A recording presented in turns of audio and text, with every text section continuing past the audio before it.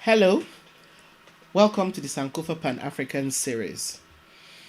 Today, we'll be celebrating the life of Phillis Wheatley, a poet, another African legend. Now, the girl who became immortalized through her poetry as Phillis Wheatley was captured around the area that constitute modern-day Senegal and the Gambia in 1776. She was kidnapped and transported to Boston in the US, where she was put up for sale and bought by a tailor who then gave her as a present to his wife. Although she is believed to have been about 8 years old when she was captured, the name that she was given by her parents at birth is lost to us forever because, like other captured people, she was not allowed to retain her given name. Instead, she was given the name of the ship on which she was transported, like cargo, into slavery. The name of the ship was the Phillis. She got the surname Wheatley from the family which bought her. Again, this was the tradition. Slaves were given the surnames of the families which owned them. Her autobiographer, Margareta Matilde Odell, who is responsible for most of what we know about Phillis Wheatley today, would like us to believe that when she was captured, she arrived in America without any knowledge of her past. Now, this is something that we should all question. Look around you and observe children of age 8 or even 7 and 6. Are they so completely unaware of their surroundings that if taken from where they are today to somewhere else, they would not remember any of their present life? I believe that as an 8-year-old child, the girl who was captured from Africa was old enough to have imbibed some of the cultures and the traditions of the area in which she was born and raised. I'll return to that later. Now, the Encyclopedia Britannica reports that the Wheatley family, who bought and then therefore owned the captive girl, quickly recognized her talent after she was bought. She was kept as a house slave and given privileges that were normally denied other slaves. Margareta Odell reports that the Wheatley family allowed their daughter to teach the young Phillis how to read and write. However, the young girl was so quick to learn that within 2 years, she had mastered the English language and had started learning Greek and Latin. She mastered these languages at an incredible rate and started translating Greek and Latin classics like Ovid. This is something that people actually earn university degrees in order to be able to do. Anyway, by the time she was a teenager, she was writing her own poetry, which the Wheatleys helped her send for publication. Like I said earlier, Margareta Odell, who is the source of most of what is known about Phillis Wheatley's early life, believed that she was a blank slate when she got to the US. And here is a quote from what she wrote about Phillis Wheatley. She writes, and I quote, "She does not seem to have preserved any remembrance of the place of her nativity or of her parents, excepting the simple circumstance that her mother poured water before the sun at his rising, in reference, no doubt, to an ancient African custom.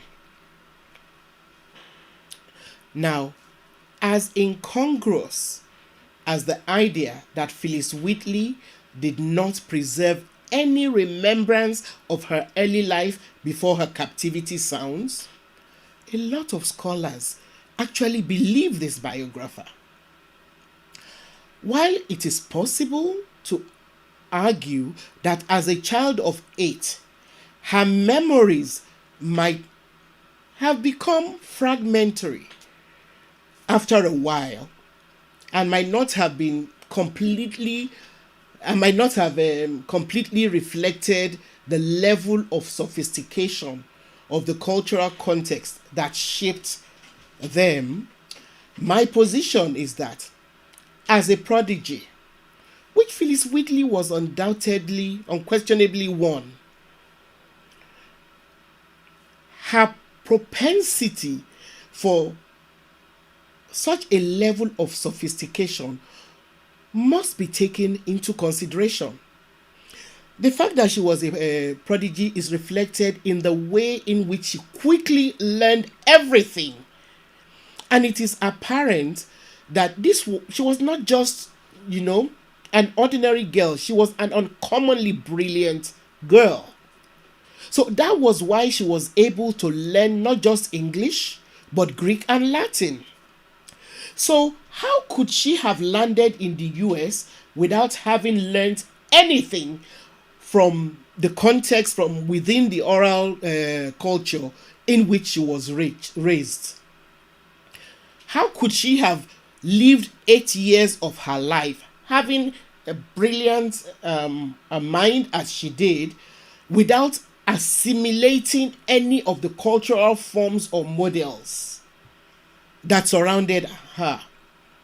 And as researchers into oral tradition and oral cultures over time have come to accept, assimilation of cultural forms and models occurs at a much more rapid rate in predominantly oral cultures.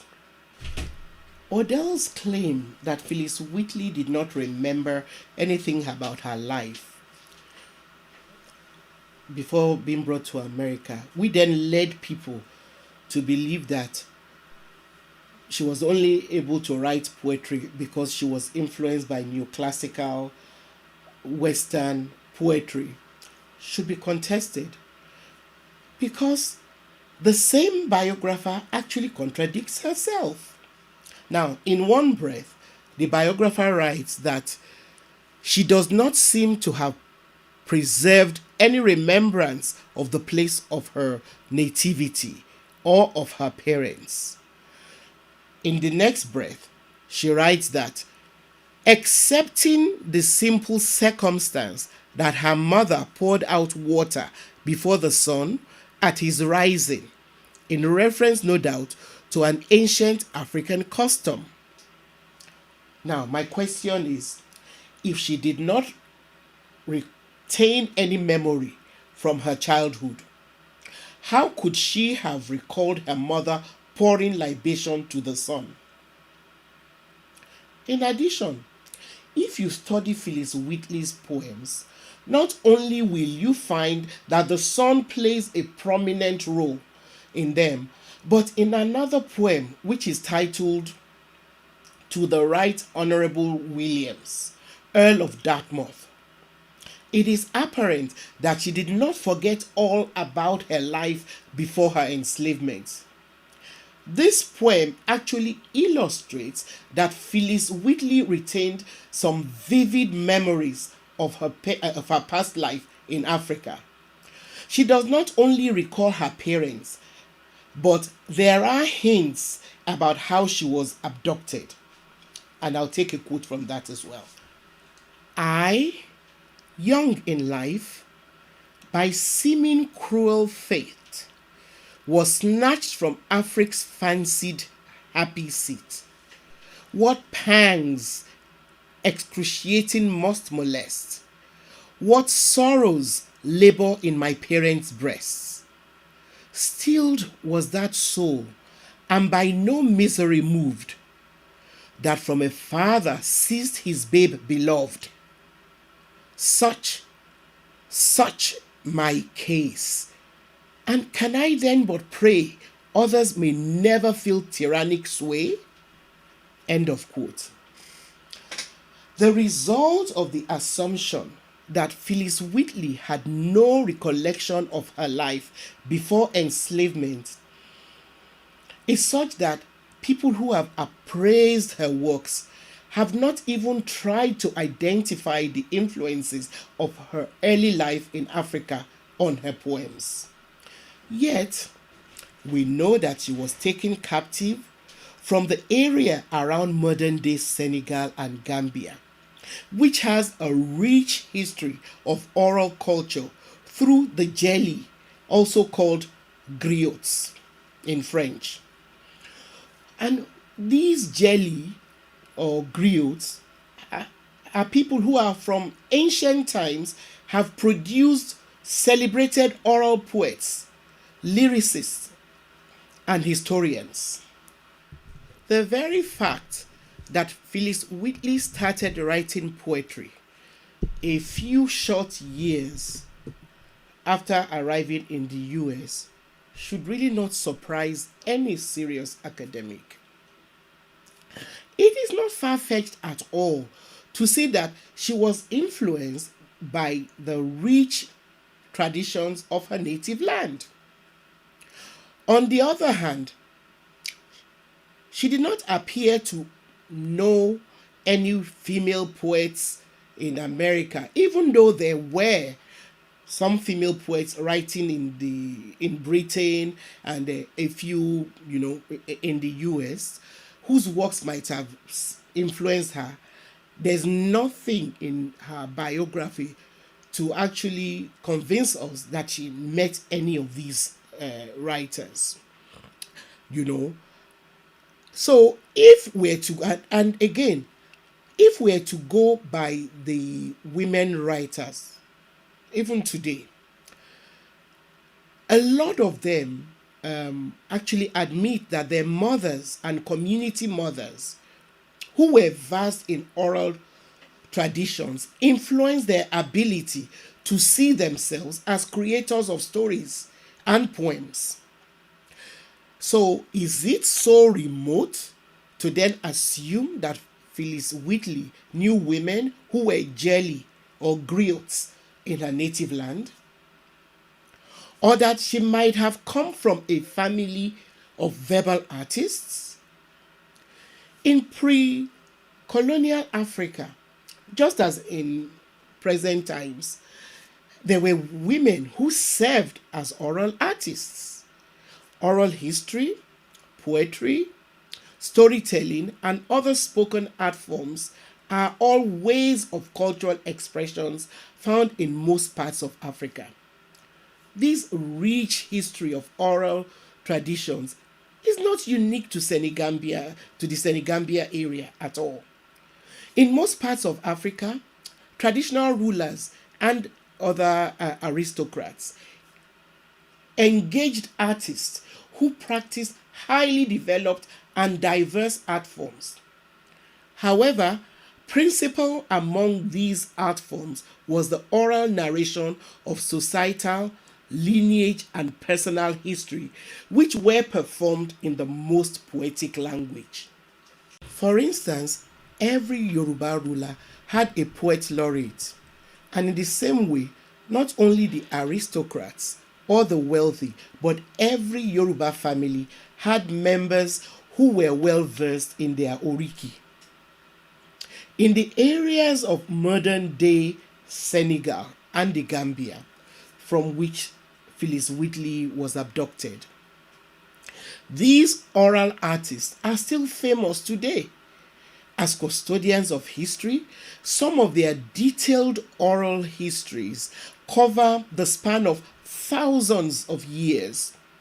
It is through the oral arts of the jelly that the names of and feats of great kings and warriors like Sundiata Keita, Kelefa Sane, Buri Ndiaye, Omar Tall, and several others are known to us today. It is all through songs and the oral traditions passed from one generation to the other that we know about the great feats achieved by these people.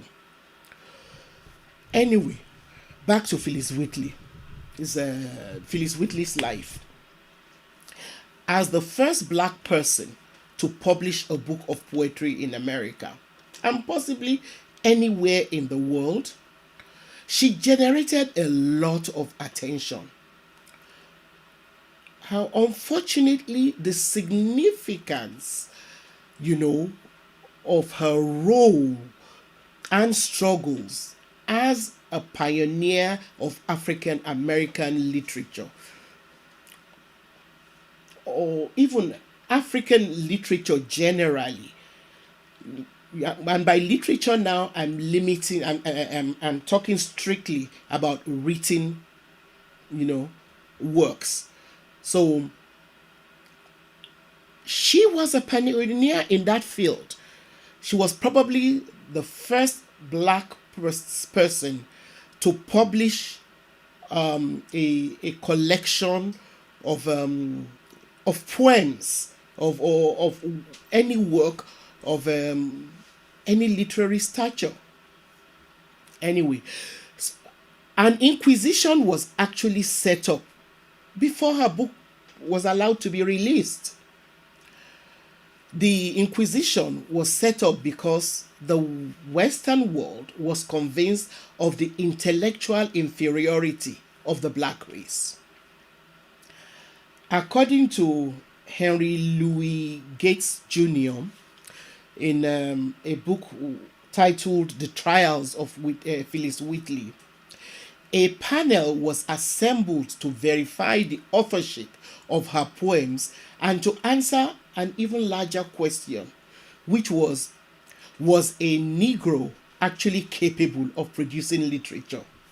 Even way before that Inquisition, notable Western philosophers and thinkers like Francis Bacon, René Descartes, David Hume, Immanuel Kant, and George Frederick Hegel had speculated on the humanity of Africans and concluded that Negroes were intellectually inferior to white people.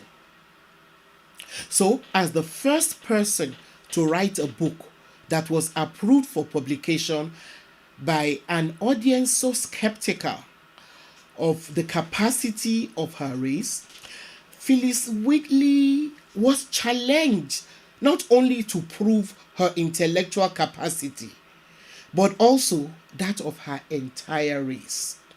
Imagine the weight of a whole race on the shoulders of this young woman. And boy, did she bear it with pride. The immediate response to the publications of Wheatley's first book was twofold.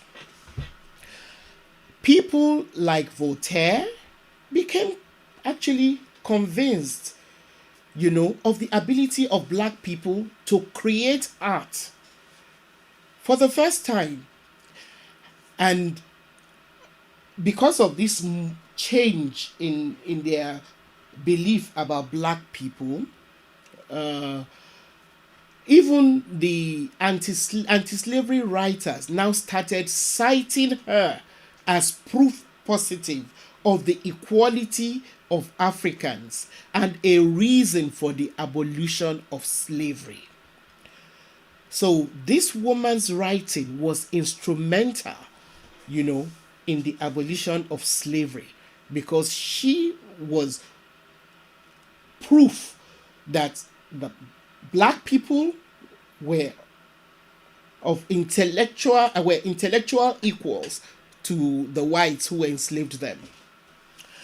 However, there were others who refused to change their views. And an example of them, believe it or not, was Thomas Jefferson. Yes, the same celebrated president, Thomas Jefferson, who, rather than concede the equality of Africans, shifted the goalposts, moved the argument away from the question of whether or not Phillis Wheatley was, as a black person, had a soul and therefore the ability to write.